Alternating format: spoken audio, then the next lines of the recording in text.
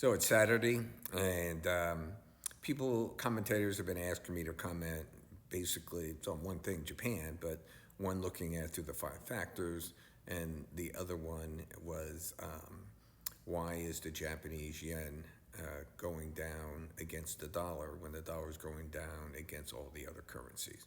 So we're going to talk about these two things, but I'm going to say today's video is going to be about the five factors, and then I'll do one on what's going on with them financially with the yen and so forth, because the yen carry trade. We all know this. Anyone who follows me knows this, okay?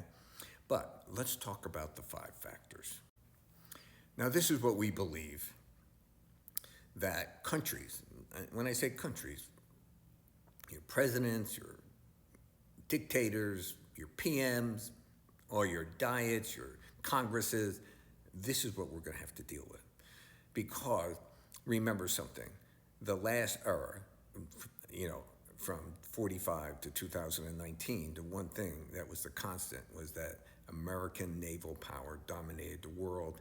People made the decision strictly on what do I want to buy, where is it, how much does it cost, and how much does it cost to ship, because we would not allow anyone to basically sink the ships, okay? So that's ending. And if you don't know why that the world is never going to go back the way it was, it's because our Navy now can no longer monitor the world. And I just saw a video today, and a guy said, geez, it's unbelievable. We can't even handle the Houthis, and I totally agree with that. So the five factors, we have to now break down the countries to what they can do, right? What can they control? So this new era is going to be dominated by two words, secure and control. They're the two words, okay? If you don't secure what you need and then control it, you're going to be in trouble, all right? So I also want to say here, these are big areas: food, energy, technology. Generalizations are only true when you're generalizing, and I'm generalizing. And the second thing I want to say is, remember something. As you know, we're heading into a minimum 15-year transition. So countries are going to have 1, 3, 5, 10, 15-year plans to do what they think they need to do in the new world, okay? And we'll discuss that as we go through this. So let's take a look at the five factors for Japan. Are they food independent? They are not. Are they energy independent? They are not. Are their technology good? First class, world class. Demographics, very bad. Security, yes. They got a good Navy, they're an island, they got good technology, they're hard to attack. China, are they food sufficient? They are not. Are they energy sufficient? They are not. Are their technology? World class. In the last 10 years, they went from second tier to first tier. Remember, in manufacturing, there's generally 3 levels, 3, 2, 1. 3 is, I'll say like a Vietnam. 2 is a Mexico. 1 will be United States, China, Japan, Germany, that type of thing, okay? China's demographics, no, they're not good. And they seem to be getting a lot worse. But you can listen to Peter Zehan on that. And their security, incredibly difficult to attack Japan. Now, America, are we food sufficient? Yes. Are we energy sufficient? Yes. Technology, top tier. Demographics, we're the best in the West from immigration. And security, incredibly difficult to attack us, right? You got to cross the Atlantic or the Pacific. Not happening, all right? Now, when I talk about being independent, America imports incredible amounts of food, all right? But we produce more than we import. So in other words, when I'm saying I'm generalizing, just like with energy. Yes, we import over 4 million barrels from Canada every day. We bring in some Venezuela heavy so we can give it to our refiners. But again, we're energy independent, quote unquote, okay? I'm generalizing.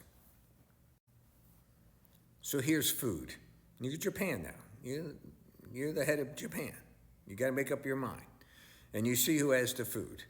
Now, you can see Russia's blue. They're a very big exporter of food. But if you study what Russia does, Russia sends their food basically down to the Middle East and down into Africa. This is their markets, all right? America's a tremendous exporter of wheat, corn, soybean, so forth, all right?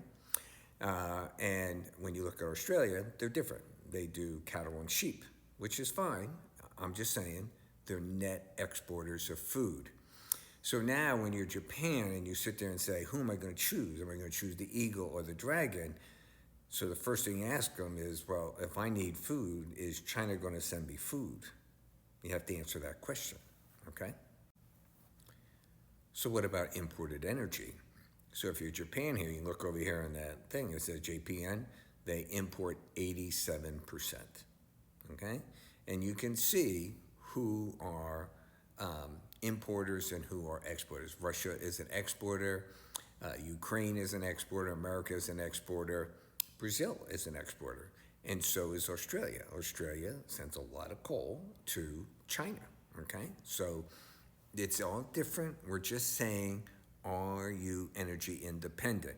And if you're not, if you're going to sign a deal with whatever partner you're going to choose, can they send you the energy that you need so that you can be successful as a country? You have to answer that question. So we see that Russia is an exporter, but notice where all their pipelines go. They go west. They haven't even finished the one going east. I think it's going to open up very soon. The Chinese and the Russians are fighting over the price now, okay? So you can see, if you're Japan, can you actually count on them sending you the energy? You have to make up your mind. So you can look around and say, well, you know, who's the biggest gas, which is what Japan uses, by the way, of nuclear and gas, basically. And you can see Qatar's number one. They have 70 LNG, but number two actually is in Japan. They operate a large LNG fleet.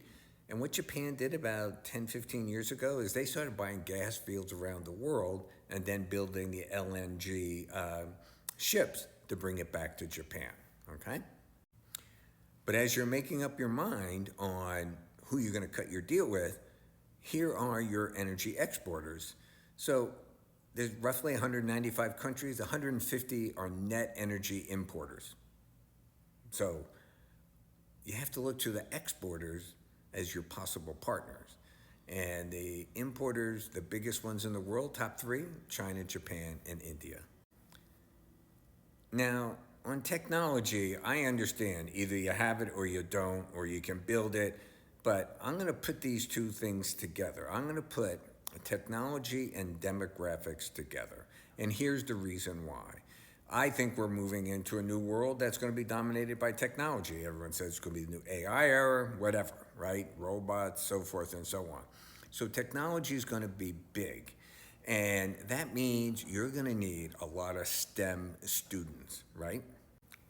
So when you look around the world, China is graduating 4.7 million STEM students per year. The United States is about 800,000, and then it goes down from there, right? I think we're number two. So if you're China and you have a demographic problem and you need to import people, is it more likely that you're going to get STEM students from the United States, or are you going to get them from China? Okay? This is something that people are going to have to make up their minds with.